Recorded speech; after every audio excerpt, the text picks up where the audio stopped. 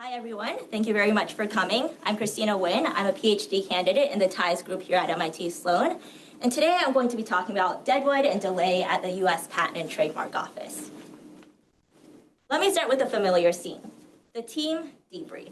Everyone's contributed, maybe some, even more than others. But then there's Wally. Wally's attended most of the meetings, and he calls doing nothing a less is more situation.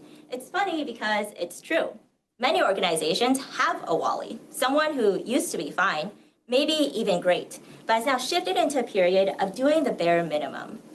This is an illustration of a broader phenomenon that practitioners call Deadwood employees, and I'll define them as those who shift from having adequate or even high productivity into a sustained period of low productivity, often protected from termination by tenure or other safeguards.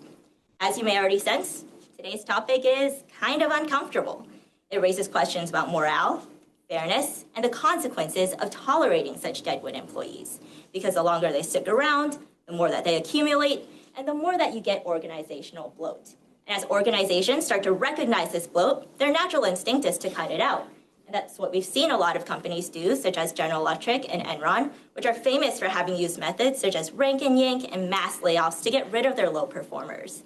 But the contrasting perspective to this is that employee slack can represent institutional knowledge. And that difference between where people are working and where they're capable of working can actually serve as a reserve for shocks. And so there's this tension of whether employee slack leads to organizational drag or if it enables adaptation. So this brings me to my broader research agenda, which is about the impact of organizational design on performance and innovation. Specifically in this paper, I study the impact of tolerating Deadwood employees on peers and the organization. But why does all of this matter? In my interviews with examiners and other staff at the Patent Office, they said that everyone knows who has a reputation for being Deadwood, and it affects their peers and how they perceive their work. But despite this being a widespread phenomenon in organizations, empirical evidence on it is scarce. Partly because it's icky to talk about low performers, and particularly Deadwood. But it's also empirically difficult to do. Oftentimes, organizations focus on team performance, which relies on averages and aggregate numbers, meaning that individual low performers can be hiding in plain sight. In some organizations, they may also churn out. So Uber drivers whose ratings fall below a certain level just can't work for the app anymore. And organizations also often use short-term performance data, which can capture temporary dips in performance, but doesn't get at whether somebody is characteristically Deadwood. And so let me describe two different paths to low performance. The first is Deadwood, which I've been talking about, where you might see a sharp decline due to a decrease in motivation or burnout. There may also be some task redistribution where the person has now gained some responsibilities they didn't have before. And the system can also have weak incentives. So when you talk to patent examiners, they'll often say that the bonuses just aren't high enough for them to want to work any more or any harder. But I also want to contrast this to what I'm calling chronic low performers, who are people who are low performing from the beginning. And this can come from selection error and also this idea that there might be a mismatch between the skills of the individual and the demands of the job. So how do these low performers affect their peers? We may actually see an increase in peer performance because they're transferring useful institutional knowledge. We might actually see no effects because people are so intrinsically motivated that having these Deadwood around literally has no impact on the way that they perceive or do their work at all. But we might also see a decline where there's an erosion of norms and disengagement because they're unhappy working with these types of coworkers. And again, I'll now compare those to chronic low performers to see how people might perceive them differently. Someone who's capable of doing the work and has just now chosen not to, versus someone who is trying potentially, but just isn't good at their job. So this leads me to my first hypothesis, which is that Deadwood employees negatively impact their productive peers. But the impact of Deadwood doesn't just stop with peer performance. They can also affect turnover and adaptability. And so examiners may be more likely to leave when they're in these groups that have a higher percentage of Deadwood, because peers can become resentful, and they can also leave for outside options. A lot of examiners have law degrees, and so you might see them leave for law firms. Groups with a high prevalence of Deadwood may also be less adaptable to shocks, because slack that's in the form of Deadwood may not actually be that useful, and workers may already be set in their routines and less likely to want to step up and adjust if adjusting means that they're compensating for Deadwood colleagues. Now, this is difficult to study empirically, but there are several reasons that make the Patent Office the ideal setting to study this question. The first is that there's an objective and comparable performance metric, which they call production counts. And this allows me to track individual performance over a long period of time. In addition, the examiners are organized within these larger work groups based on technology focus, and that allows me to then look at peer spillovers. Second, Deadwood is enabled by institutional safeguards. So at the Patent Office, they have these tenure-like protections that not only allow their performance to decline, but also persist in the organization without being let go. And lastly, there's variation in group composition, allowing me to then look at high Deadwood groups versus those that are not. So at the Patent Office, when these applications come in, they're randomly assigned within the work groups to one of the examiners in the work group. And each of these examiners is working on their own set of applications. They earn production counts for completing specific examination tasks, and these production counts are adjusted for both technology complexity, so what work group they're in, as well as the seniority of the examiner, and expectation goes up by seniority. There are other measures that are in their performance plan, such as quality, but these are largely formalities. And lastly, promotion at the Patent Office is pretty mechanical, so as long as you have adequate performance and time passes, you'll get your promotions and also salary increases. And so I'm focusing on production here because to the Patent Office, low production is low performance. And for the second institutional priority, I want to describe workgroup pendency, where pendency is the time to first decision. Each of these work groups is led by a supervisor whose goal is to reduce the average pendency.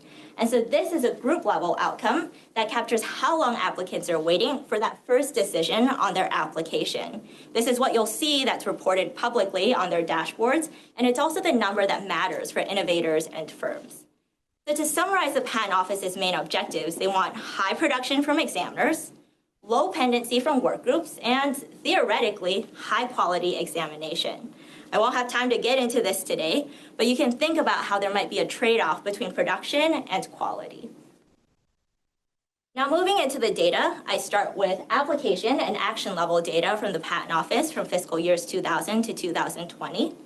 I then merged this to internal examiner level data from both the Patent Office and from the Office of Personnel Management, and I was able to obtain these data through a series of Freedom of Information Act requests. I then aggregate this up to the workgroup fiscal year level to look at organizational outcomes, and I use this as my unit of analysis, and I end up with about 1,200 workgroup fiscal years. So let me start with how I define Deadwood, which is inherently ambiguous and subjective. But I'm proposing a data-driven approach to doing this by using a combination of both an absolute measure and a relative measure, where the absolute measure is comparing the person to all of their historical performance, and the relative measure is compared to their peers who are in the same technology complexity and seniority level. And so what I want to show you here is percentile on the y-axis, and on the x-axis I have tenure.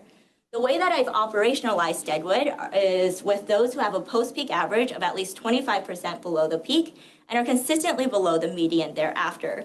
The chronic low performers are those who never achieve performance above the median. And so what you'll notice here is that in the beginning, the Deadwood actually looked like they could turn out to be non-low performers or even high performers. And there is some similarities here where they all have this initial learning curve. They hit a peak, then there's a decline and a plateau. But the difference between all of them is just how far they drop and where they plateau. And so what I've done so far is show you production, but we can see that Deadwood are also slower. On average, they take about 1.5 months longer to issue that first action or to make that first decision on an application compared to the non-low performers. And moving into the work group level, I find about 4% Deadwood and 6% chronic low performers in any given work group, and that's with an average group size of about 64 examiners. And so here I have my main empirical model, which is at the work group J and fiscal year T level. The main outcome is average first action pendency of all of those non-low performers. That is, it's excluding all of the Deadwood and the chronic low performers to look at how they impact everybody else who would be otherwise productive. I also have turnover, so here I have examiner exits and entries. And my main variable of interest is high Deadwood. And I've defined that as a binary variable where it's 1 if they have an above average % of Deadwood in the group. And because the main outcome is pendency, which is a delay in months, a positive coefficient implies that there are negative spillovers. And I've done this at the work group level so that I can allow the same person to be on either side of the regression, depending on whether they're in that pre-Deadwood period or in that post-Deadwood period. So the person that's being affected by the Deadwood or low performer versus the one who's affecting the other people in their group. I also have this parallel measure for chronic low performers, and I include work group characteristics and fixed effects. For my main results, I find that Deadwood employees slow down their peers. So here, again, the dependent variable is the pendency of non-low performers. That's excluding all of the Deadwood and all of the chronic low performers. For those non-low performers who are in a group with a high % of Deadwood, they're experiencing about a 2-week delay per application. On the surface level, 2 weeks might not seem like a lot of time, but that's 2 weeks times 90 applications that each examiner is clearing per year, times the 90% of examiners who are not low performers. So this ends up being quite a large aggregate effect.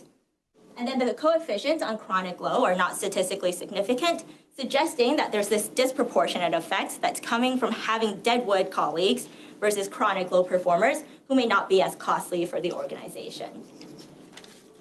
And looking at the turnover measures, I find that Deadwood is also associated with about a 25% increase in exits, but there's actually an asymmetry when it comes to entries. And so what we'll see here is that it's possible that they're actually losing examiners a lot faster than they're actually able to replace them. And again, there's no significance on the chronic low performers.